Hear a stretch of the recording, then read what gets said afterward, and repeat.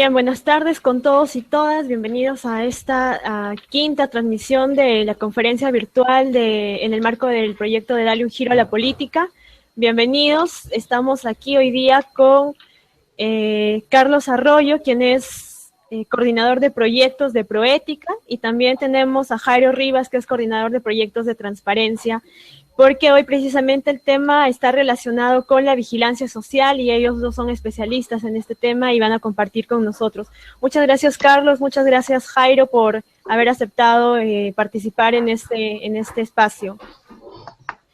Les comento antes de iniciar con las presentaciones que pueden escribir sus preguntas y sus inquietudes en las redes sociales, en el Facebook de Darle un Giro a la Política, o quienes nos están siguiendo a través de Hangouts también pueden hacerlo a través de ese espacio, de ese medio.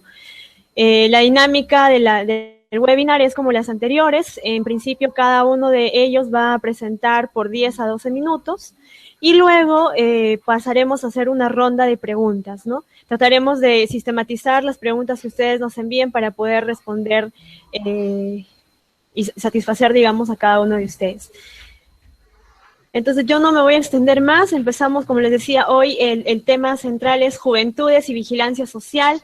Los chicos que están llevando el curso en las 26 regiones del país han llevado también una sesión sobre auditoría social.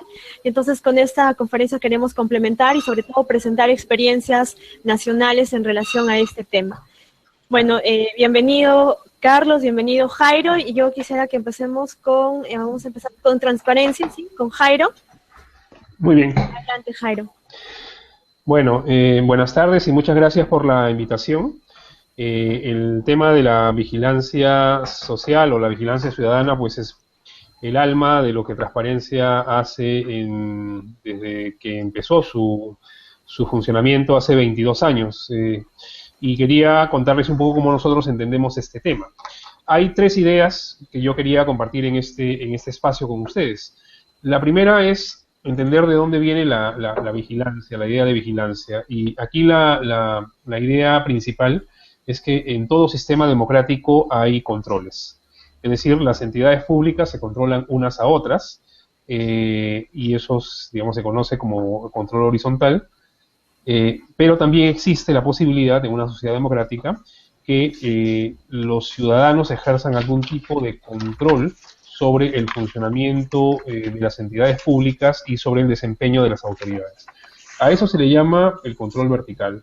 Y por control vertical uno puede entender como una gran diversidad de situaciones, de acciones que los ciudadanos pueden hacer, como por ejemplo las revocatorias, como por ejemplo los pedidos de información, como por ejemplo las iniciativas legislativas, y una de esas formas de control sobre las autoridades y sobre el desempeño de las instituciones es las prácticas de vigilancia social o vigilancia ciudadana. Es decir, entonces, en esta primera idea lo que quería remarcar es que las prácticas de vigilancia forman parte importante de lo que es un sistema democrático, de lo que es la vida democrática de un país, y mientras más fortalecidas estén estas prácticas de vigilancia, pues podemos decir también que la democracia se va fortaleciendo. Una segunda cosa que me gustaría decir es que la vigilancia es una práctica organizada, es una práctica que se organiza. Es decir, no se trata simplemente de una acción individual que uno hace de vez en cuando, sino que requiere una forma sistemática de acción. Y en esa organización es importante responderse algunas preguntas. Por ejemplo, ¿qué cosa vamos a vigilar? Vamos a vigilar, porque una cosa es vigilar cómo hace Transparencia los procesos electorales, cómo se desarrollan los procesos electorales, y otra cosa muy diferente es vigilar si el alcalde en tal distrito está cumpliendo su labor. Una cosa es vigilar si el Congreso de la República está cumpliendo con sus funciones de representación o de legislación, y otra cosa muy diferente es vigilar que un gobernador regional esté cumpliendo, por ejemplo, con sus promesas en materia de educación o de salud, o no sé. Entonces, hay que tener claro qué es lo que a uno le interesa vigilar. Segundo, hay que preguntarse y responderse para qué queremos hacer esta vigilancia. Es decir, no solamente qué vamos a vigilar, a quién vamos a vigilar, sino para qué queremos. En el caso de transparencia, por ejemplo, nosotros observamos y vigilamos el desarrollo de procesos electorales porque nos interesa que esos procesos electorales se desarrollen respetando los estándares de equidad, respetando los estándares de limpieza y neutralidad que son necesarios en un proceso electoral limpio, justo y democrático. Y entonces nos interesa en esa observación verificar que eso se produce o detectar si es que hay algún elemento que atenta contra la limpieza de las elecciones. Y luego hay que preguntarse, bueno, ¿y cómo vamos a vigilar? Y en el cómo uno puede encontrar muchas acciones posibles. Por ejemplo, uno puede hacer un análisis de las normas que son las que de alguna manera regulan el funcionamiento de las entidades. Uno puede tener reuniones o entrevistas con las autoridades, con los funcionarios de las entidades públicas a las que está vigilando, o con especialistas que le ayuden a comprender un poco la dinámica de lo que se trata. Puede tener también sesiones de trabajo con ciudadanos, con pobladores que están relacionados de alguna manera con la entidad y son los que de alguna manera son beneficiarios o son los perjudicados de las actuaciones buenas o malas de la autoridad. Puede elaborar reportes y difundirlos, puede emitir alertas, puede hacerse presente para observar actos, digamos, de estas autoridades. Es decir, las acciones son muchas, y uno tiene que elegir aquellas que se ajustan más o que a uno le permitan desarrollar más cuáles son los objetivos de la vigilancia que está haciendo. Entonces, para resumir esta segunda idea, la vigilancia requiere una mínima organización, ¿no? Es decir, un conjunto de personas que se hacen responsables de la vigilancia, claridad de qué cosas se está vigilando, para qué se está vigilando y definir más o menos algunas acciones y esas acciones ponerlas pues en un programa y definir responsables, etcétera, ¿no? Y la tercera idea que quería compartir con ustedes es que esa práctica pues la hacemos, como ya les dije al inicio, en transparencia desde hace 22 años, justamente en el desarrollo de los procesos electorales. Como ustedes saben, seguramente muchos de ustedes saben que Transparencia nació el año 94 justamente, cuando un grupo de ciudadanos observó que existían pues riesgos y deficiencias en la manera como se estaban desarrollando las elecciones en el Perú, en la década de los 90. Y a partir de ese contexto, del análisis de ese contexto, decidieron crear esta asociación y promover una activa participación ciudadana en la observación de los procesos electorales. A lo largo de todos estos años, desde el año 95, las elecciones del 95 hasta las que acaban de pasar, las elecciones generales de este año, Transparencia ha observado todos los procesos electorales, los que eligen presidentes y congresistas, los que eligen gobernadores regionales y alcaldes, pero también elecciones en partidos políticos, en organizaciones vecinales, en clubes de madres, en universidades, en diversos tipos de instituciones.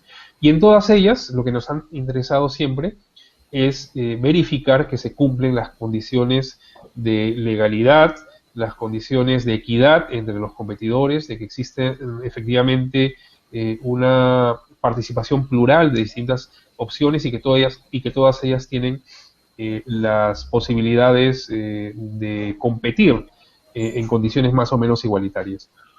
Ese es el tipo de observación que nosotros realizamos. Y para eso desarrollamos dos tipos de acciones. Por un lado, nos interesa analizar el marco normativo, es decir, las normas que regulan el proceso electoral son las adecuadas, hay algún problema con ellas, cómo podríamos hacer para mejorarlas y que las normas permitan un proceso más limpio. Ese es un tipo de acciones que... Y por otro lado nos interesa observar cómo se desarrolla el proceso electoral. Y ese desarrollo implica un antes, un durante y un después. Antes tiene que ver con toda la organización del proceso. Y en la organización uno podría observar todo, ¿no? Conforme han ido pasando los años, pues Transparencia también ha ido como viendo qué es lo que más importa observar.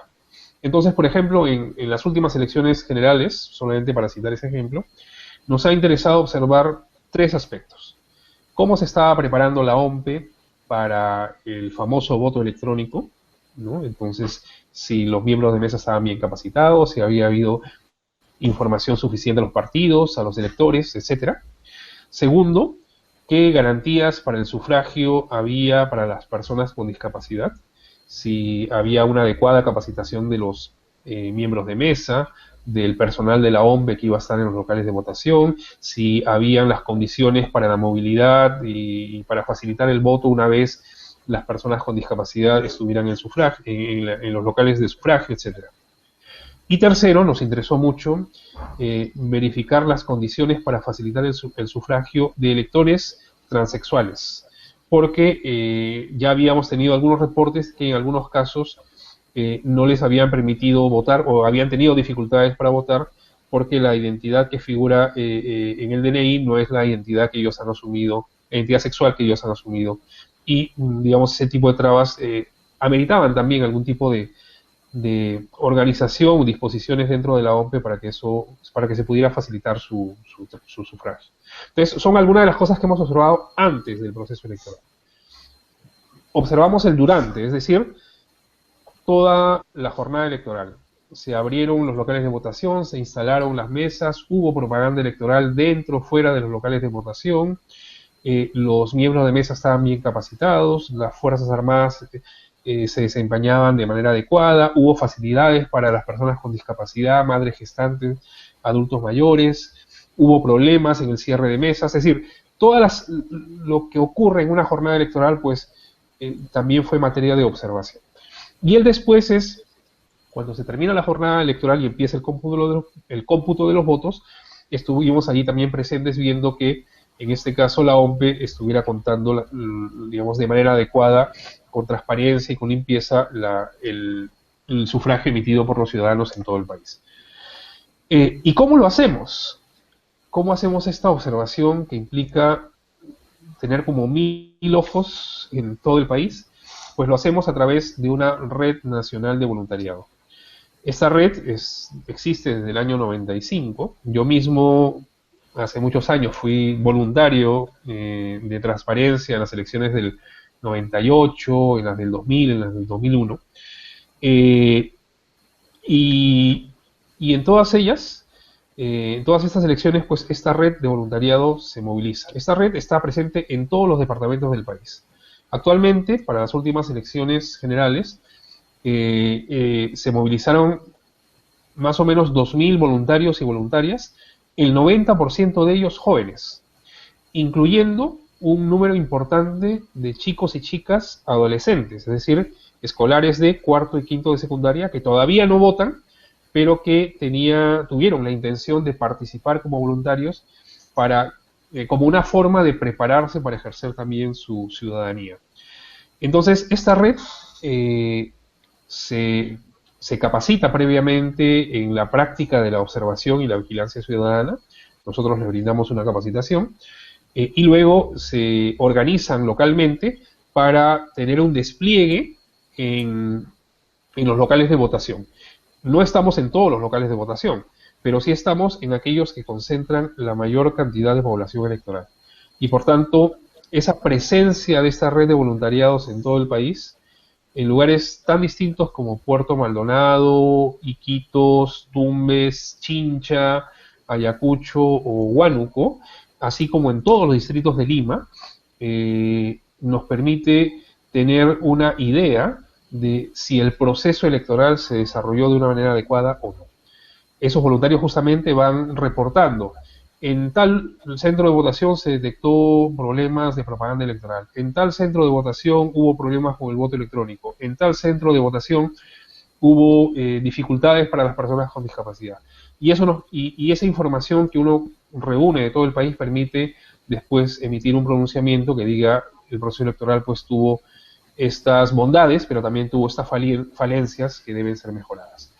Entonces, en resumen, a través de esta red de voluntariado, pues Transparencia realiza la observación y la vigilancia de los procesos electorales desde hace más de 20 años. Y estamos, creo, muy convencidos internamente que ese esfuerzo de movilización ciudadana en todo el país, que ha sido sostenido en todo este tiempo y que se alimenta constantemente de jóvenes que van ingresando a la red de voluntariado, es una plataforma de aprendizaje de la ciudadanía que valoramos muchísimo y que creemos ha contribuido también a que los procesos electorales en el país hayan ido mejorando poco a poco en calidad, en limpieza y en justicia. Jairo, muchas gracias por la información que has compartido con nosotros. Has resaltado que la vigilancia social es un mecanismo, ¿no?, que permite controlar y equilibrar, digamos, el poder en cierta medida, donde la ciudadanía tiene un espacio importante para poder participar. Has mencionado que esta es una práctica organizada también, que requiere de que se trate de una forma sistémica, ¿no? Es una acción, una forma sistémica de acción. Has mencionado además que es importante que se identifique primero qué cosas lo que se necesita o lo que se quiere vigilar, ¿no? Para qué, cuál es el objetivo y cómo se va a vigilar, qué acciones se van a implementar. Y bueno, también has compartido con nosotros la experiencia de Transparencia, donde los voluntarios y voluntarias cumplen un rol muy importante, ¿no? Y has mencionado que el 90% de los voluntarios de Transparencia son jóvenes y además hay adolescentes que también están participando para poder fortalecer y mejorar los procesos electorales a partir del resultado de las vigilancias que ustedes vienen implementando. Muchas gracias, Jairo. Entonces ahora voy a dar pase a Carlos Arroyo, quien es coordinador de proyectos de Proética. Adelante, Carlos, muchas gracias por estar con nosotros hoy. Gracias, Marcela, y gracias también a Dale un Giro a la Política, ¿no? Bueno, Jairo ha sido bastante detallista en hablarnos de esto de la vigilancia ciudadana. Yo lo que quería compartir con ustedes es reforzar lo que acaba de decir Jairo. Cuando nos referimos a vigilancia ciudadana, efectivamente estamos hablando, además de una capacidad, ¿no? En primer término, esta es una capacidad. Tenemos toda la posibilidad de hacerlo. Estamos hablando de un derecho, que es el derecho a la participación ciudadana, y estamos hablando al mismo tiempo de un mecanismo de control.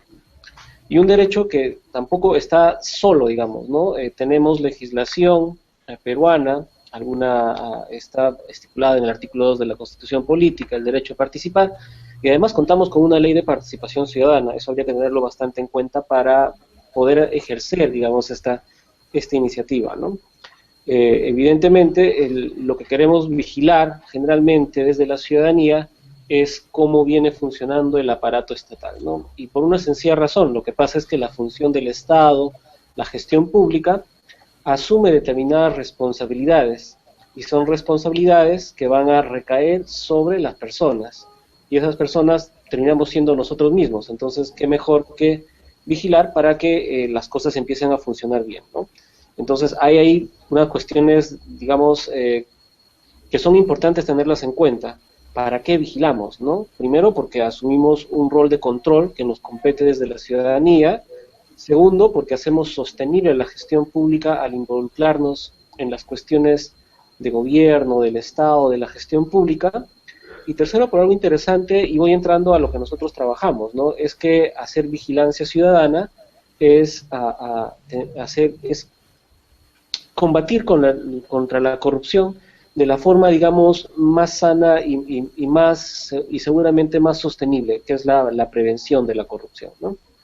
Entonces, vigilar ciudadanamente contribuye en la vigilancia o en la prevención de la corrupción. Otra cosa que yo quería compartir con ustedes es que hay algunos elementos importantes a tener en cuenta si es que queremos hacer ejercicio de la vigilancia ciudadana.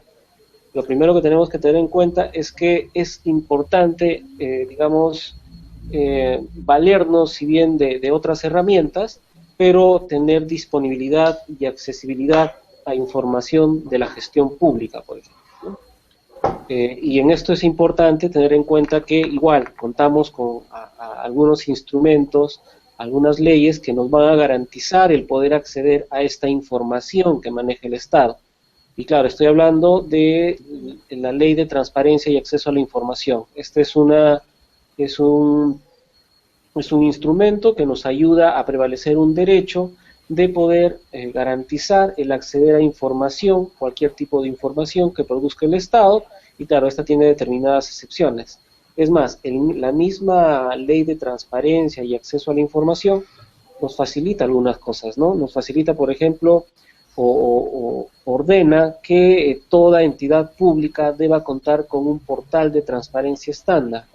Y a través de este portal de transparencia estándar, entendiendo que ahora estamos con jóvenes, ¿no? Esto de las tecnologías asociadas a los jóvenes es muy fácil, mucho más para ellos, incluso poder determinar si es que van a poder, digamos, acceder desde un portal de transparencia a diversa información que maneja la gestión pública. Y hay una diversidad de información que establece la misma ley para que pueda ser reconocida y es más, reutilizada por la misma población, ¿no? El segundo punto importante que se debe tener al momento, digamos, de hacer vigilancia ciudadana también tiene que ver con que estos tienen que tener un criterio básico de responsabilidad y objetividad, ¿no? Claro, entendemos que los procesos de gobernanza son complejos en cada localidad, en cada región, en cada lugar donde se ejecutan, y hay distintos actores, ¿no? Evidentemente, desde la ciudadanía y desde la responsabilidad juvenil, necesitamos que los procesos de vigilancia tengan esa objetividad de qué es lo que quiero vigilar, ¿no? Y por último, digamos, debe haber un criterio de establecer una relación de cooperación, tanto entre los que van a ser vigilados y entre los que queremos ser vigilantes, ¿no? Evidentemente es mucho más fácil hacer un ejercicio de vigilancia ciudadana si es que se cuenta, digamos, con la predisposición de las autoridades o de los funcionarios públicos, y además que es constructivo, ¿no? Vivimos en una sociedad donde todavía aún el secreto, digamos, la cultura del secreto está instalada, y mucho mejor es tener aliados a las instituciones para poder obtener información y efectuar un proceso de vigilancia. La vigilancia necesariamente no tiene que ser un acto de buscar lo malo en la gestión pública, sino tenemos que ahí dar nuevamente un giro a cuestiones mucho más proactivas, mucho más positivas, porque la vigilancia debería estar orientado, como lo hemos dicho, a prevenir, pero también a fortalecer los procesos de gestión pública, ¿no? Eso implica que si se encontrara dentro de la vigilancia buenas prácticas en el aparato público, también debieran ser, digamos, puestos en vista para que quizás otras instituciones las puedan tener en cuenta. Hay una diversidad de espacios y eso va a depender a la región o a la localidad a donde pertenezcan los jóvenes, pero digamos hay algunos puntos claves donde común y recurrentemente se va dando el ejercicio de vigilancia ciudadana, que pueden ser los consejos de coordinación regional, los consejos de coordinación local. Los presupuestos participativos suelen ser un espacio bastante concurrido por la sociedad civil, las audiencias públicas. Estos, digamos, son los más conocidos y además los que están respaldados por ley, ¿no? Bueno, eso sería, digamos, un parte. ¿Cómo Proética ha estado trabajando el tema de vigilancia ciudadana? Actualmente nosotros, desde hace poco menos de un año, hemos empezado a iniciar un proceso de brigadas anticorrupción. Es un conjunto de ciudadanos en cada región a donde llegamos y los vamos capacitando, empoderando, para que estas personas puedan tener un instrumento, ¿no? Un instrumento con el cual van a intervenir en este caso a municipalidades distritales. ¿Cuál es la intención? La intención es identificar casos de corrupción o identificar casos de riesgos de corrupción, ¿no? Entonces estamos actuando al lado de la Defensoría del Pueblo, con quienes hemos hecho un instrumento para empezar a ver qué está pasando con la gestión de determinados expedientes, con determinados procesos de expedientes, ¿no? Por ejemplo, digamos, para lograr sacar una licencia de construcción, hay que tener determinados procedimientos establecidos según norma, ¿no? Entonces nosotros a través de las brigadas y a través de un instrumento de observación hacemos que cada uno de estos pasos observamos, validamos que realmente se estén cumpliendo dentro de la norma, ¿no? Y lo mismo hacemos con las licencias de comercialización o con los expedientes de obras, de infraestructura, y también con el tema de contrataciones y adquisiciones. Como les decía, hay una intención ahí de querer vigilar que estas cosas estén haciéndose bien, por lo menos garantizar que estén cumpliendo con la legislación, con la normatividad, nos da un indicio de que las cosas se puedan estar haciendo bien, y en caso se detecte, digamos, alguna anomalía o alguna falta de, digamos, de alguno de los procedimientos que están establecidos, actuamos en alianza con la Defensoría del Pueblo, ¿no? Este ha sido mucho interés de nosotros. Creemos que además las tecnologías de la comunicación pueden ayudar mucho hoy en día a hacer vigilancia ciudadana, porque el Estado tampoco no es que se haya quedado digamos, dormido, ¿no? El Estado en realidad está invirtiendo mucho dinero en coger tecnologías, aún no es suficiente, tienen serias deficiencias, pero creemos que son herramientas que pueden ser potenciadas, sobre todo desde las juventudes que están muy relacionadas con las tecnologías de la comunicación, el Internet y las redes sociales, ¿no? Por poner 3 ejemplos y para ir terminando, ¿no? Digamos, las contrataciones y adquisiciones tienen un portal que se hace, que es desde el organismo supervisor de supervisión de obra de contrataciones de bienes y servicios, ¿no?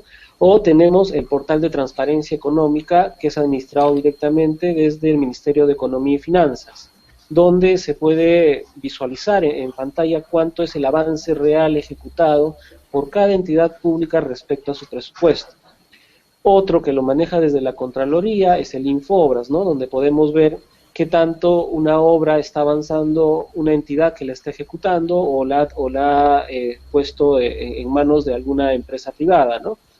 Y por último, la que ya les había comentado, también está pues el portal de transparencia estándar, que está normado bajo ley y que es de uso obligatorio por todas las entidades públicas a nivel nacional. Entonces hay que fortalecer eso. Evidentemente tampoco todavía tenemos debilidades en la fibra óptica, en el acceso a Internet. Sin embargo, esto va a ir superándose y creemos que esto puede ser un buen elemento para hacer un buen ejercicio de vigilancia ciudadana. Marce, creo que por ahí está bien. Ahí terminamos. Listo, gracias Carlos por la presentación que nos has hecho y porque has incidido bastante en el tema de que además de ser un mecanismo de control, la vigilancia es un derecho, ¿no? Que está contemplado en la Constitución Política, existe una ley de participación ciudadana. Has mencionado también 3 aspectos importantes a considerar, como que la vigilancia es un rol ciudadano, además hace sostenible la gestión pública y también contribuye a combatir la corrupción, ¿no? Que justamente hoy en día es un lastre para el desarrollo de nuestro país y también, bueno, de otras naciones. Has mencionado también 3 criterios importantes a tener en cuenta como al momento de hacer vigilancia, ¿no? Como el de tener acceso a la información pública. Ahí has mencionado también que es importante el uso de las tecnologías de la información para facilitar este aspecto, la necesidad de la responsabilidad y la objetividad al momento de vigilar, y la relación de cooperación que debe haber también entre los vigilados y los vigilantes, ¿no? Que podrían facilitar, digamos, las cosas, y además de tener en cuenta de que la vigilancia no es para poder inculpar, ¿no? a quienes ejecutan las políticas, sino por el contrario ayuda mucho a fortalecer la democracia y la gestión pública, como has mencionado antes también. Nos has comentado además de las brigadas de vigilancia y cómo a través de ciertos instrumentos de observación que ustedes han diseñado vienen también aportando al desarrollo del país a través de este mecanismo. Bueno, pasamos a la siguiente parte de esta intervención, y lo que vamos a hacer ahora es leer algunas preguntas que nos están enviando por las redes sociales, y A ver, les voy a leer las preguntas y entonces ustedes luego pueden responder. Empezamos primero con Jairo y luego seguiría Carlos, ¿sí? Dice, hay algunos gobiernos que a pesar de que existen los presupuestos participativos y las consultas previas, no hacen mucho caso, digamos, de estos instrumentos. Dice, ¿hasta dónde llega la ley de la consulta ciudadana? Esa es una pregunta. Y luego hay otra sobre la inmunidad parlamentaria para los congresistas. Dice, ¿creen que atenta contra la vigilancia ciudadana? Por ahora tenemos esas dos preguntas. Les invito a quienes nos están viendo también a poder formular sus preguntas en las redes sociales, en el Facebook de Darle un Giro a la Política o también a través de Hangouts. Marce, Sí. tuve problemas con el audio, no sé si... Sí, claro. ¿Son las mismas preguntas para ambos? Sí. Por Sí, favor. ¿quieren que les vuelva a leer las preguntas? Sí, yo tuve un corte por ahí fuerte. Ya, excelente, no hay problema. La primera pregunta dice, hay algunos gobiernos que a pesar de hacer presupuestos participativos y existir las consultas ciudadanas, no hacen caso de estos instrumentos, ¿no? Dice hasta dónde la ley puede hacer algún tipo de presión para que exista realmente una consulta ciudadana.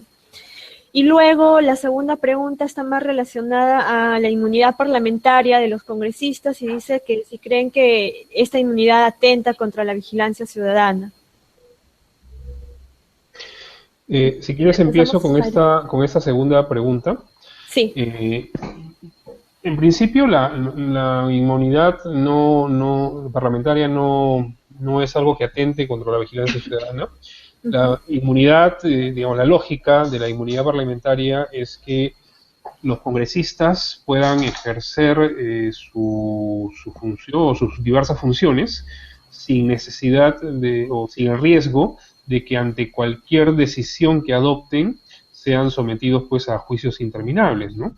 Entonces es una suerte de, digamos, de mecanismo que las democracias tienen para garantizar que la función parlamentaria se desarrolle de manera adecuada y sin riesgos que podrían en algún caso sonar innecesarios. Ahora, el problema es cuando, digamos, este mecanismo que es reconocido por todas las democracias en el mundo, se convierte en un instrumento que impide de alguna manera el desarrollo de la justicia o de las investigaciones ante situaciones que requieren pasar por proceso judicial o que requieren pasar por un proceso de investigación. En esas situaciones no es la figura de la inmunidad parlamentaria, sino el mal uso de esa figura lo que atenta contra ejercicios de fiscalización por vía judicial o por vía vigilancia ciudadana del escrutinio público sobre las autoridades, en este caso los congresistas. Y ese es el tipo, digamos, de prácticas que habría que alertar y combatir, no la inmunidad como figura, sino el mal uso que puede darse en algunos casos a esa figura y que termina termina reflejada en ese conocido dicho de Otorongo no come Otorongo, ¿no? Que es como la manera como la población ha tenido de reflejar ese mal uso de esta figura, ¿no? Eso es lo que tendría que decir respecto a esa pregunta. Gracias, Jairo. Continuemos con Carlos. Bueno, en realidad estoy en la misma línea, ¿no? El punto está que más bien la inmunidad parlamentaria debería ayudar a generar procesos de fiscalización de lo que pasa en el aparato público, ¿no? Uno de los roles que tiene justamente los congresistas es el de poder fiscalizar, y este tipo de inmunidad justamente es como un beneficio para que puedan cumplir mejor sus funciones. Sin embargo, efectivamente nos estamos dando cuenta que esa figura está siendo alterada para resquebrajar la confianza que la ciudadanía les entregan a estas personas. El congresista en esta labor de fiscalización debiera ser un aliado de la sociedad civil organizada para poder hacer un un control mucho más efectivo de lo que está pasando, ¿no? Y no necesariamente pasa en esa forma. Igual, en similar relación pasa a veces con los municipios o los gobiernos regionales respecto a los regidores o a los consejeros regionales, quienes también tienen una labor de fiscalización, y es en ese asunto que les decía en la exposición que es importante establecer relaciones de cooperación con las personas que tienen dentro de esta estructura de control horizontal o vertical, puedan ir uniéndose para hacer un mejor ejercicio de la vigilancia ciudadana. Ahora, la pregunta es interesante, si me permites, Marcela, Sí, claro, porque Jaime. creo que vista desde una perspectiva más general, uno podría preguntarse por cuáles son los obstáculos que pueden desplegarse a las prácticas de vigilancia. Ujú. Y efectivamente, el mal uso de esta figura de la inmunidad parlamentaria, como dice Carlos, puede ser un obstáculo. Pero existen otros obstáculos que uno podría señalar. Por ejemplo, una práctica más o menos difundida en varias entidades públicas de declarar alguna o parte de la información que manejan como información reservada o información confidencial. No existiendo dentro del Estado peruano un criterio más o menos homogéneo para determinar qué cosa debe ser considerado una información reservada o no. Entonces, sobre eso siempre hay una discusión de por qué alguna información que debiera ser pública se mantiene bajo estos criterios de reserva. Y les pongo un ejemplo que nos pasó en Transparencia. Queríamos saber, según el reglamento del Congreso, congresista que no asiste a los plenos se le aplica un descuento. Y para calcular ese descuento se mira si estuvo o no estuvo en las votaciones de los plenos. Y entonces quisimos saber, en un periodo legislativo determinado, qué descuento se les había aplicado a los congresistas por inasistir a lo que es una función básica de ellos, que es estar en el pleno del Congreso, que es una vez a la semana, y votar. Y la respuesta que recibimos del Congreso fue: es información reservada. Y entonces no entendimos, porque claro, se trata de descuentos, es un tema administrativo. Nunca supimos con qué criterio el Congreso había determinado que esta información era reservada. Y ese es solo un ejemplo. Creo que Carlos podría poner muchos más ejemplos, porque de este tipo de situaciones, que son obstáculos a la vigilancia, se nutre justamente la posibilidad de prácticas de corrupción dentro de las entidades públicas. O a lo que aludía la primera pregunta, autoridades que no cumplen con el mandato legal de convocar a los presupuestos participativos o de convocar como se debe a las consultas previas. En estos casos, tratándose de autoridades subnacionales, creo que debería considerarse como una causal de vacancia el incumplimiento con este tipo de normativas que obligan a la autoridad a someterse al escrutinio, al análisis de la ciudadanía respecto a su gestión. Gracias, Jairo. Carlos, si quieres agregar algo más. Sí, respecto a la primera pregunta, ¿no? El punto está que no solamente a veces no es que solamente no hagan el presupuesto participativo, sino es que lo hacen y lo hacen hay una demanda de la población en que el presupuesto participativo debiera tener una connotación vinculante. Y no necesariamente funciona así, ¿no? La legislación más bien dice que el presupuesto participativo es un espacio de participación consultivo, ¿no? Es decir, consulta a la ciudadanía cuáles deben ser los proyectos priorizados por la entidad pública, en este caso un municipio o gobierno regional, y de estos debieran ser como un mandato para que la autoridad local junto a sus funcionarios, en el caso de gobiernos regionales y municipales, den porque estos son prioridades. Efectivamente, el Ministerio de Economía considera o le da un valor agregado si es que estos han sido priorizados en el proceso de presupuesto participativo, pero no necesariamente se tiene que cumplir eso. Entonces hay alcaldes que no están interesados en fortalecer la participación y la vigilancia ciudadana y pueden estar haciendo todo un proceso de presupuestos participativos y sin embargo después modificar digamos la alternancia o la prioridad de cómo deben ser. Después de todo, justificar se puede hacer, ¿no? El papel es un buen instrumento para poder replantear las cosas y bueno, eso no ayuda mucho, digamos, a consolidar estos procesos democráticos y estos espacios donde estamos construyendo también ciudadanía, ¿no? Sí, por ahí creo que me quedaría. Listo, muchas gracias a ambos por las respuestas que han brindado y tengo dos preguntas más que dice, de acuerdo a lo que mencionaron sobre la vigilancia social y ciudadana, ¿cuál fue el rol de las redes sociales y las nuevas tecnologías en el último proceso electoral? ¿Creen que estas herramientas pueden mejorar la participación social en construcción de una nueva democracia? ¿Cómo? La segunda pregunta es, ¿cómo poder hacer vigilancia ciudadana si el tipo de comunicación o el mensaje que se transmite, por ejemplo, en los presupuestos participativos son muy complejos o confusos para el tipo de comunicación que usamos desde las juventudes? ¿Se puede exigir a los gobiernos locales que inviertan en campañas de difusión amigable para la integración de todos y todas en los presupuestos participativos?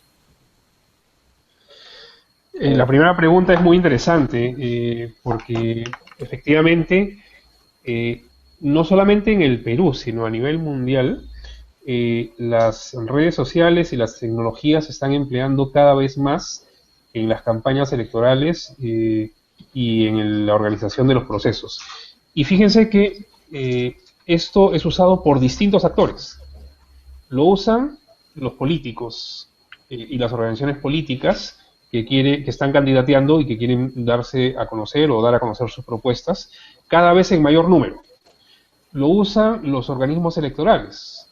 En este caso hemos visto, digamos, cómo la OMPE en las últimas elecciones creó una aplicación para que la gente pudiera conocer sus locales de votación, para poder cambiar de locales de votación también a un lugar más cercano a casa, para ser informados sobre su mesa de votación y finalmente las soluciones del voto electrónico que implementaron en estas elecciones. Es decir, lo usan también los organismos electorales.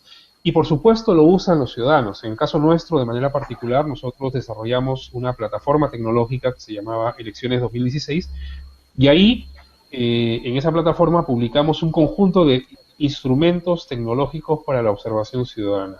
Uno de ellos, Verita, así se llama, que permitió la observación y el análisis de las hojas de vida de los candidatos a presidente, vicepresidentes, congresistas y Parlamento Andino. Otra, que se llamó Compara Ya, permitió un análisis comparativo de los planes de gobierno de las organizaciones políticas y así sucesivamente.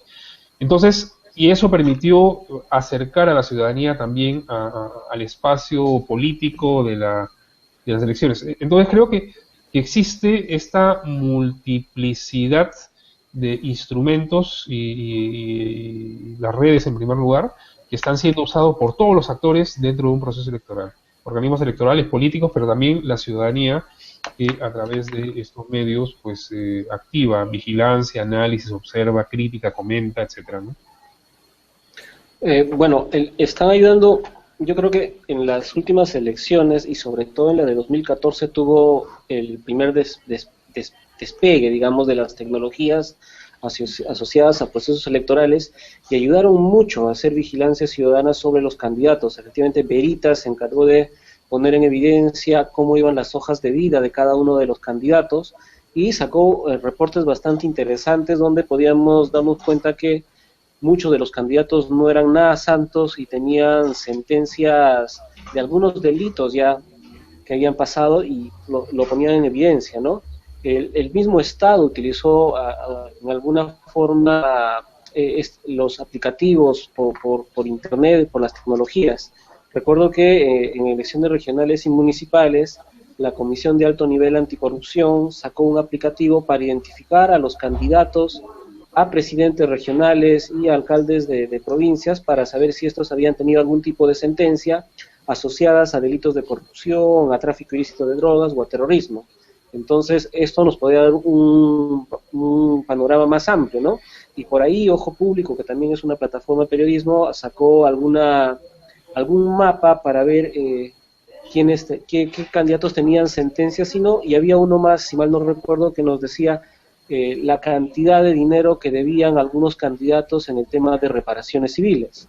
Entonces, el panorama de las tecnologías asociadas a democracia, a participación, a ciudadanía, es algo que hace posible la mayor difusión de este tipo de cosas que nos puedan alertar y digamos, entregar un voto consciente.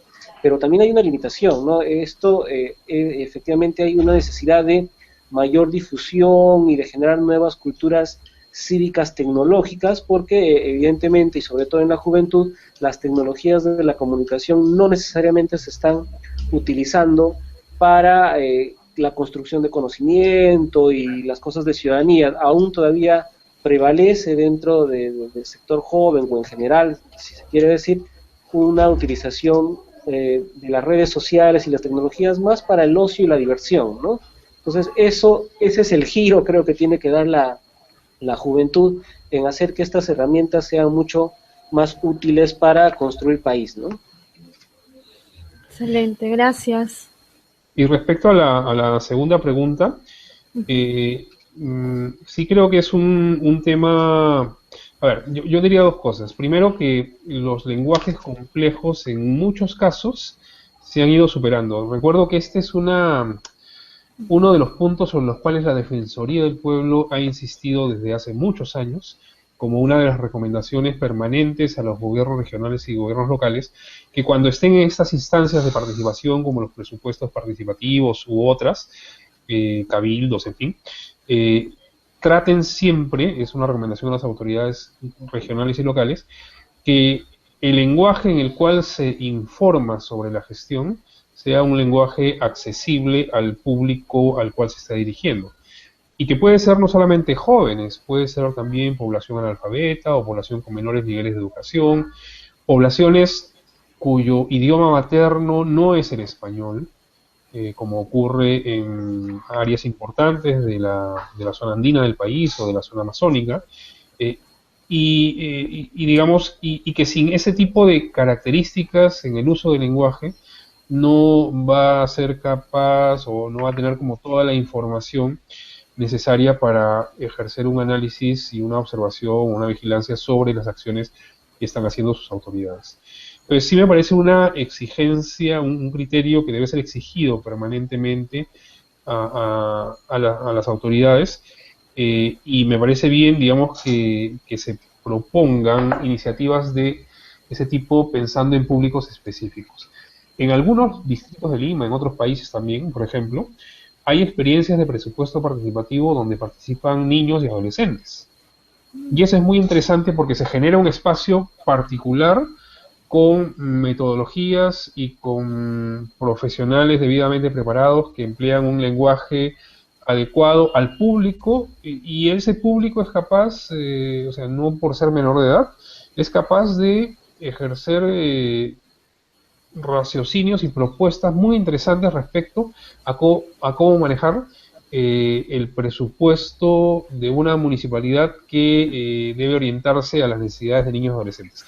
Experiencias tenemos varias en el país, y eso me parece interesante, que podría, o sea, servir como ejemplo para ejercicios similares con jóvenes y con determinado tipo de poblaciones con las cuales se quiere tener desde un determinado gobierno local o regional una llegada particular. Muy bien, gracias por sus respuestas. Tengo dos preguntas más. Me dicen que tres. Bueno, preguntan si tener una activa vigilancia ciudadana va a garantizar minimizar los actos de corrupción, si las autoridades mismas vulneran la transparencia. Luego dice, siendo uno de los países con mayor corrupción del mundo, ¿qué medidas deberían tomarse? ¿Y cuáles podrían ser posibles factores que propician, dice, los actos de corrupción, tanto macro como microestructurales?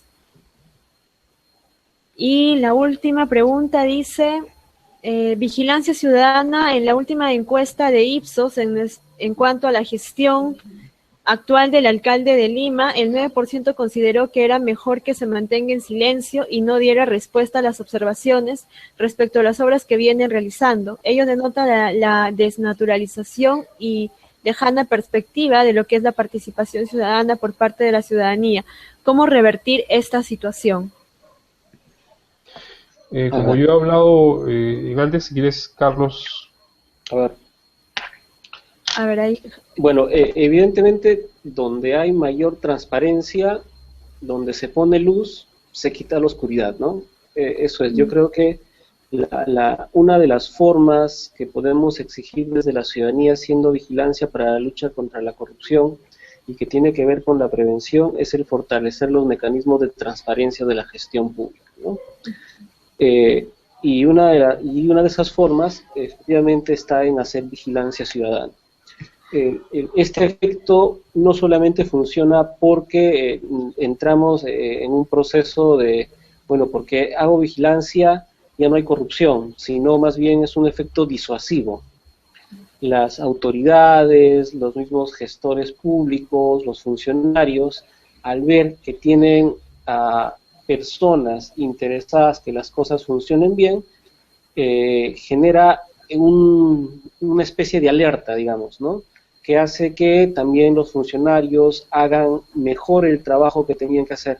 Y esto, hay evidencia de esto, ¿no? Nosotros mismos estamos ahora se está haciendo un estudio desde Proética, donde hemos, se están cogiendo dos tipos de instituciones, ¿cómo lo planteo? Digamos, dos grupos de instituciones públicas. En una se está haciendo vigilancia ciudadana sin que ellos sepan, ¿no? Sin que ellos tengan conocimiento. Y por otro lado, se está advirtiendo a las instituciones, a algunas entidades públicas, que se va a hacer vigilancia de determinadas obras donde están ejecutándolas, ¿no? Y los primeros, resultados que está teniendo este estudio es que donde se les ha avisado que se va a vigilar y se va a poner, digamos, de alguna manera un ojo sin necesariamente hacerlo, porque recién viene ese proceso, vemos que el cumplimiento de plazos, fechas y ejecución es más efectivo que en los lugares donde evidentemente no les hemos dicho nada, pero se está haciendo también el mismo ejercicio, ¿no? Entonces, estos componentes de vigilancia, cuanto más abiertos y más transparentes son, generan efectos disuasivos y reducen los riesgos de corrupción. No necesariamente quiere decir que no van a suceder, pero sí maximizan y reducen los riesgos de corrupción, ¿no? Efectivamente, a lo mejor la población siente que no le conviene nada decir al señor alcalde sobre las obras que hace, o él mismo ve por conveniente no decirlas nada, pero existen justamente mecanismos que nos garantizan. Justamente en la actualidad y ahora se está llevando todo un proceso de recolección de firmas amparados en la Ley de Participación Ciudadana para exigir que el alcalde Castañeda rinda cuentas, ¿no? Un colectivo ciudadano ha generado una serie de preguntas, está buscando las 25.000 firmas, que son las mínimas, para que a través de este recurso de interpelación obliguen a la municipalidad y a sus autoridades a decir qué están haciendo en determinados temas, ¿no? Entonces, la organización de la sociedad civil siempre es importante para hacer vigilancia ciudadana. Hay que apostar por los mecanismos cuando creemos que alguna entidad o alguna autoridad está siendo demasiado opaca con su información, y la transparencia pues es un recurso que debemos fortalecer, apostar y recrear en sus distintas formas para garantizar que la gestión pública mejore y también para luchar contra la corrupción, ¿no? Hay que pensar que de todos modos hay algunos avances. Cuando el año 2001 se promulga la Ley de Transparencia y Acceso a la Información Pública, recuerdo que desde la Defensoría del Pueblo, donde yo trabajaba en ese tiempo, se hizo una campaña en las entidades públicas explicando justamente por qué los funcionarios y las entidades tenían que abrir la información. Y lo que encontramos fue una enorme resistencia, pero esa información es mía. Esa información le pertenece al Estado, le pertenece a la entidad. ¿Cómo es que la vamos a soltar al ciudadano? Era lo que encontrábamos en todas las entidades públicas. 15 años después, pues ese espíritu no es que ha desaparecido, pero las prácticas de transparencia se han ido ganando espacio, se han ido ganando terreno. No estamos en la situación del 2001, y eso creo que sí constituye, digamos, un avance gracias al esfuerzo de los ciudadanos, al esfuerzo de todas estas prácticas de vigilancia. Obviamente, por lo que ha dicho Carlos y por el diagnóstico que estamos compartiendo aquí, pues todavía hay cosas por hacer. Las mismas preguntas indican preocupación. Por eso, y en ese sentido yo estoy de acuerdo con lo que ha dicho Carlos, mientras más avancemos en prácticas de transparencia, en el cumplimiento de estas exigencias de transparencia, las prácticas de corrupción irán retrocediendo. Y sobre esto en particular, nosotros como Asociación Civil Transparencia estamos en una campaña justamente proponiendo un conjunto de reformas institucionales que están organizadas como en 4 ejes o dimensiones, y uno de esos ejes tiene que ver con las mejoras en la transparencia en la gestión pública, en la administración pública. Y hay algunas propuestas que hemos presentado, como por ejemplo una que está relacionada también con esto de la Municipalidad de Lima, y es que, según la norma actual, cualquier pedido de información que un regidor hace al alcalde o que un consejero regional hace al gobernador regional sobre cualquier aspecto de su gestión, tiene que ser aprobada por el Consejo Municipal o por el Consejo Regional. Y claro, normalmente los que piden más información son los regidores de oposición. Y como no tienen la mayoría, pues el Consejo Regional o el Consejo Municipal deniega ese pedido o rechaza ese pedido, y por tanto el alcalde o el gobernador regional se libra de brindar información a un regidor o a un consejero regional. Nosotros creemos que esa parte de la norma tiene que ser cambiada, y para darle justamente mayor facilidad a los consejeros regionales y regidores para que puedan realizar una mayor labor de fiscalización sobre la gestión de los alcaldes, que es una de las funciones que tienen además. Pero estamos insistiendo en la necesidad de que el Ejecutivo apruebe una autoridad autónoma de la transparencia, que se encargue justamente de fiscalizar que todas las entidades públicas de nivel nacional y de nivel regional y local cumplan con las obligaciones de la Ley de Transparencia y Acceso a la Información Pública. Estamos proponiendo también que exista una norma mucho más clara sobre la gestión de intereses, conocida más comúnmente como lobbies.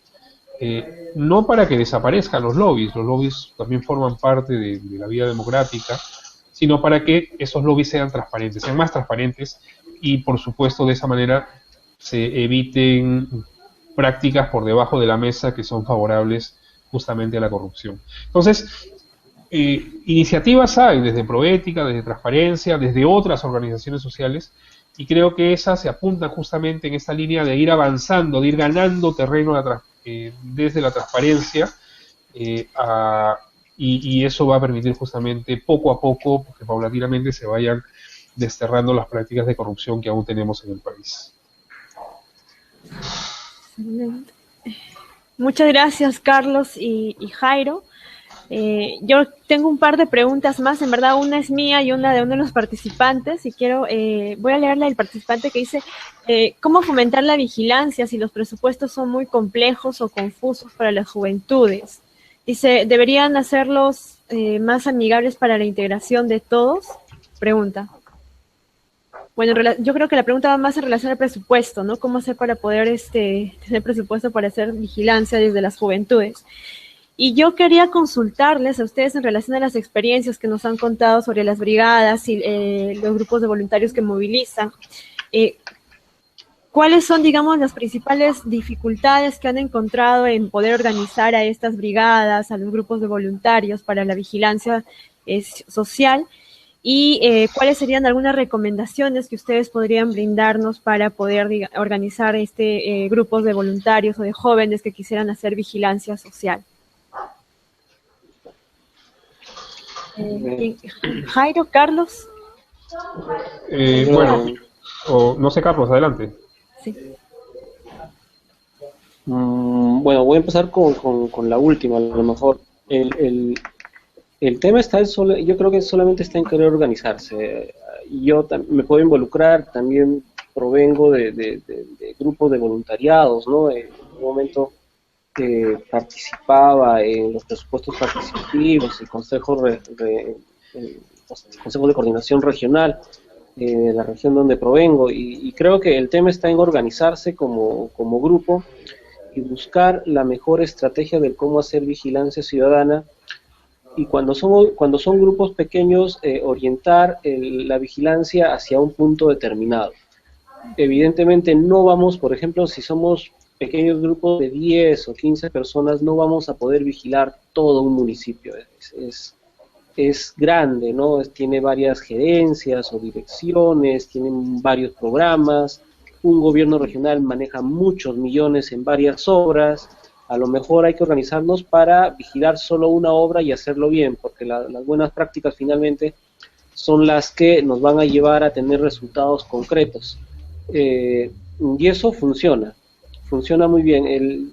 Yo tengo la experiencia de cuando llegué a Proética, me tocó hacer el monitoreo de algunas regiones, y una región donde nos tocó un caso exitoso de vigilancia ciudadana fue en la ciudad de Trujillo, ¿no? Pero era por la forma en la que se habían organizado. Y esto va relacionado con la primera pregunta. El tema es que, pues, efectivamente, la gestión pública se ha convertido en casi una ciencia, bueno, es una ciencia de términos, ¿no? Que ha generado términos, que es un PIA, un PIN, no sé, una serie de términos que no necesariamente todos los van a entender. Y hay una tarea ahí gruesa para todos los ciudadanos, ¿no? O sea, el momento en el que queremos vigilar algo, hay que estudiar un poco para saber qué cosas suceden. Pero les contaba de la experiencia, qué había pasado en esta experiencia. Ellos habían decidido hacer vigilancia y seguimiento de una obra, de una carretera, y vigilar una carretera de tramo largo implica varios millones de soles, ¿no? Y además es que hay que saber un poco de ingeniería civil para saber si el grosor del cemento es el indicado y una serie de cosas como estas. Pero ¿cómo hacemos esto si los que queremos hacer vigilancia somos un grupo de comunes y de arquitectura o ingeniería sabemos muy poco? Lo que ellos hicieron fue algo bastante interesante. En su equipo tenían un agente de sociedad civil que pertenecía a una ONG, Cedepas Norte, para ser exactos, pero había logrado un cuarteto de actores bastante interesante. El segundo actor y quien presidía este comité de vigilancia era el decano del Colegio de Ingenieros de la región, por lo tanto tenía la especialización suficiente como para poder hacer algún tipo de, digamos, de vigilancia en este caso. El tercer actor era dos jóvenes de una universidad privada allá en el norte, quienes lograban movilizar a un equipo de voluntarios para poder ir viendo qué es lo que pasaba, y además contaban con un agente más que era un periodista. Y el periodista, en base a los resultados, lograba poner en agenda y emitir reportes bastante interesantes para toda la sociedad, ¿no? Entonces, este grupo, como se ven, de distintos actores desde la sociedad civil para poder hacer vigilancia de una determinada obra, funcionó. Tenían reportes trimestrales, tenían, como les digo, los brazos bien puestos para que cada uno ponga donde tenía que estar, y eso resultó bastante bien, ¿no? Esa creo que es una de las formas. Evidentemente tenemos que buscar la forma de que cada cosa a la que nos metemos la tomemos con seriedad, ¿no? A mí sí me preocupa bastante esto de los términos de la gestión pública, porque cuando empezamos a entrar, digamos, a cosas como estas, como los términos económicos, a veces son difíciles de comprender, y ahí hay también esfuerzos desde el mismo Estado, ¿no? En algún momento, cuando hemos hecho estudios de amigabilidad y accesibilidad de los portales de transparencia, justamente nos chocábamos con estos con estos términos que no ayudaban mucho a que una persona pueda socializar, pero hay que ver la forma de incidir para que estos términos bajen a un lenguaje mucho más común entre nosotros y todos tengamos capacidad de hacer la vigilancia necesaria. Sí, me parece muy importante, digamos, esto que decía Carlos, de tener claro cuál es el foco, o sea, tener claro el enfoque de lo que vamos a vigilar. Estaba recordando una experiencia con un grupo de vecinos en un barrio en Los Olivos, que nos llamaron alguna vez para decir queremos hacer vigilancia del alcalde.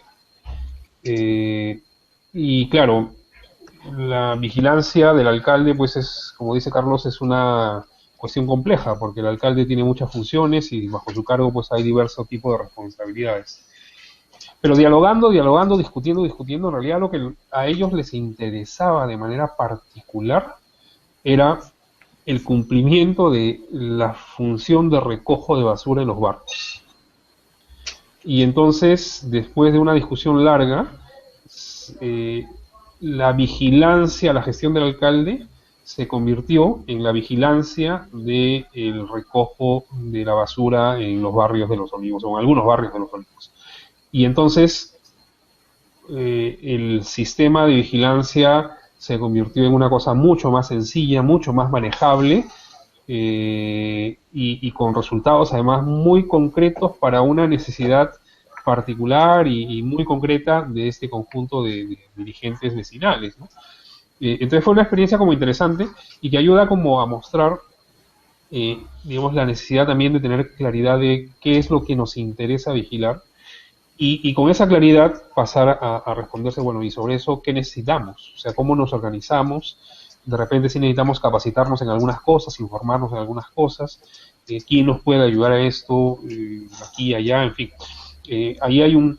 Y eso, digamos, en principio puede sonar como una dificultad, pasando a tu pregunta, pero en realidad creo que existen en instituciones como las nuestras, en otras, como disposición a apoyar iniciativas de vigilancia que estén enfocadas en este tipo de temas que hemos comentado. Y otras que trabajan en la vigilancia de otros temas también, como por ejemplo asuntos ambientales, asuntos de ecología, asuntos de producción o productividad, en fin, o sea, de educación, de salud, de niñez.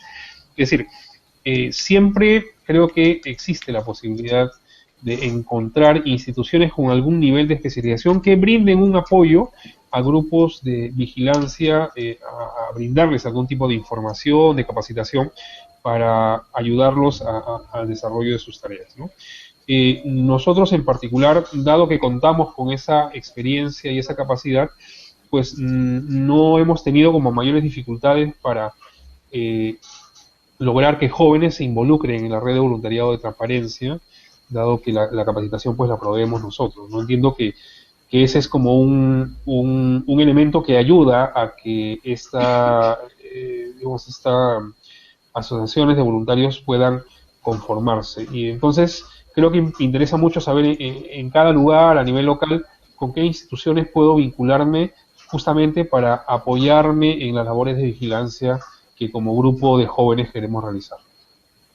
Algo que me gustaría complementar ahí es que es importante, una vez que se delinea el comité de vigilancia, el grupo de vigilancia organizado y empieza a hacer sus primeras acciones, no dejar de lado el tema de publicitar sus resultados. Eso yo creo que es bastante importante, porque sucede que tenemos comités de vigilancia, por ejemplo, para los presupuestos participativos, pero vigilan para ellos. Entonces, la sociedad civil, la población en general, no llega a enterarse de qué es lo que está haciendo estos núcleos de ciudadanos que se han organizado y que están interesados en vigilar, porque pese a que tienen reportes bastante interesantes o hallazgos bastante interesantes, no los difunden. Una forma de justamente de disuadir o de hacer presencia de los resultados que tenemos es difundiéndolos, ¿no? Los difundimos y eso ayuda a que la misma autoridad, tome conocimiento y ponga las cosas donde tienen que estar, o en su defecto, las organizaciones interesadas toman interés por lo que está pasando y encuentran ese respaldo o ese aliado estratégico para que la vigilancia ciudadana cumpla ese rol de lograr un cambio, ¿no? Un cambio para bien y para todos. Muy bien, Carlos y Jairo, en verdad ha sido una tarde muy interesante y tratando este tema tan importante como la vigilancia social, ¿no? Les comento que principalmente desde Darle un Giro a la Política estamos ahora en una etapa ya de cierre del programa de formación y voluntariado, donde están participando más de 350 jóvenes y esperamos pues que el resultado sea la conformación de un observatorio juvenil donde podamos visibilizar las voces de las juventudes en relación a temas de importancia país, ¿no? Y precisamente la vigilancia social será, digamos, el instrumento que ayudará a poder lograr este objetivo. Entonces, muchas gracias. Yo no sé si ustedes quieren dar un mensaje de cierre y como les comentaba, si pueden recomendar alguna bibliografía o información que ustedes consideren que serían relevantes revisar para poder, digamos, mejorar un poco más nuestros conocimientos en relación a la vigilancia social. Sí, Jairo, ¿puedes empezar? Sí, a mí me gustaría alentar al ejercicio de la vigilancia, sea en transparencia, en proética, de manera autónoma o en cualquier otra organización. Porque para quienes hemos pasado por organizaciones de diverso tipo, yo soy absolutamente convencido que el ejercicio de la vigilancia es un aprendizaje enorme de lo que implica ser ciudadano en un país democrático. Y al mismo tiempo, uno de paso, no solamente es un aprendizaje para uno o para su propia organización, sino de paso está contribuyendo a que las instituciones en nuestro país sean instituciones más transparentes, más abiertas al ciudadano, en última instancia, más democráticas. O sea, el ejercicio de la vigilancia es una contribución a la ciudadanía y a la democracia en el país. Y entonces, alentar a quienes estén interesados a involucrarse con sus organizaciones o en las nuestras para desarrollar ese tipo de vigilancia. Y no tengo ahorita una bibliografía en mente, pero yo creo que en Internet uno puede buscar muchas experiencias a nivel incluso de organizaciones juveniles que han desarrollado, o sea, no solamente manuales de cómo se hace la vigilancia, sino experiencias exitosas de organizaciones juveniles haciendo vigilancia ciudadana. Y eso, digamos, puede constituir un ejercicio de búsqueda, como para decir qué cosas han hecho jóvenes en otros lados. Digamos, me parece como un ejercicio interesante a desarrollar. Muchas gracias, Jairo. Sí.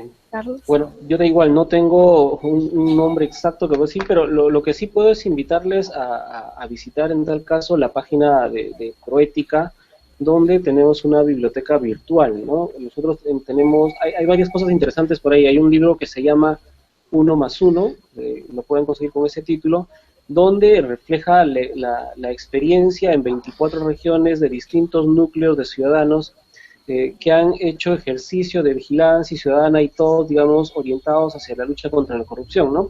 Está este caso que les contaba de Trujillo. Recuerdo que en Ucayali hicieron vigilancia de los fondos por reparación que reciben anualmente las instituciones educativas, por ejemplo, o recuerdo que en San Martín hicieron un proceso de vigilancia ciudadana para ver si es que los insumos del programa de vaso de leche llegaban a tiempo y en buenas condiciones. Entonces, el mundo de la vigilancia ciudadana en realidad es bastante inmenso, hay muchos temas que vigilar, la gestión pública es bastante grande, siempre hay que vincular seguramente a lo que más nos interesa como organización. Las ambientales seguramente pueden ver temas ambientales, los derechos sexuales y reproductivos en su propio tema, las de derechos humanos seguramente van a estar enfocados en algún tema en específico, pero hay que buscar el camino por lo que seguramente más nos atrae y nos vuelve atractivo, porque eso nos da bastante facilidad al momento de hacer las cosas, por un tema de apasionamiento, ¿no? Entonces ese apasionamiento ayuda mucho en hacer las cosas bien. Yo estoy de acuerdo en esto, es decir, la vigilancia ciudadana es parte de un derecho, es un mecanismo que está bastante relacionado a la participación ciudadana. Y efectivamente, sin participación no hay democracia, entonces tenemos que seguir apostando por este mecanismo y por este derecho que tenemos para fortalecer la democracia y hacer cada día pues una sociedad más justa, más sostenible, más de todos y para todos, ¿no? ¿Qué más recomiendo leer? Es toda una nueva tendencia que se está dando en el mundo que se llama gobierno abierto. Igual, pueden googlear tranquilamente en el internet y buscar qué es gobierno abierto, o poner gobierno abierto PDF, que a mí me funciona bastante bien siempre cuando busco un tema, y van a encontrar una serie de bibliografía referida al tema, porque esto de gobierno abierto viene con 3 componentes bastante interesantes: el de participación ciudadana, el de transparencia y el de colaboración. Y estos 3 principalmente asociados a tecnologías de la comunicación. Yo me gustaría que puedan leer respecto a eso, porque es una tendencia y es algo además en lo que el gobierno ha empezado a ingresar con fuerza, ¿no? Muchas gracias, Carlos. Muchas gracias, Jairo, por haber compartido con nosotros esta información tan importante, tan relevante y también producto de su experiencia en la vigilancia social. Este es el último webinar, como les decía, de este ciclo de Darle un Giro a la Política, y esperamos pues haber contribuido de alguna manera con los jóvenes que nos están siguiendo a través de este canal, y bueno, también pueden ver luego la retransmisión, ¿no?, que se va a guardar automáticamente en nuestro canal de YouTube. Muchas gracias. Comentarles también que el programa ya, el ciclo de formación y participación se cierra el 11 de septiembre. Los jóvenes han venido también haciendo réplicas e intervenciones en sus regiones para movilizar a más jóvenes e interesarlos en participar y ejercer su ciudadanía política, ¿no? Entonces esperamos que pronto tener los resultados de quiénes serán quienes participen en el encuentro que realizaremos aquí en Lima, para poder compartir, digamos, experiencias y también prepararnos para poder hacer vigilancia social desde el Observatorio Juvenil. Entonces, muchas gracias, nos estamos preparando y seguramente estaremos convocándoles para una siguiente oportunidad con nuevos temas y más información relevante para compartir y también fortalecernos nuestro conocimiento para fortalecer la democracia de nuestro país y así pues darle un giro a la política. Muchas gracias nuevamente, hasta la próxima.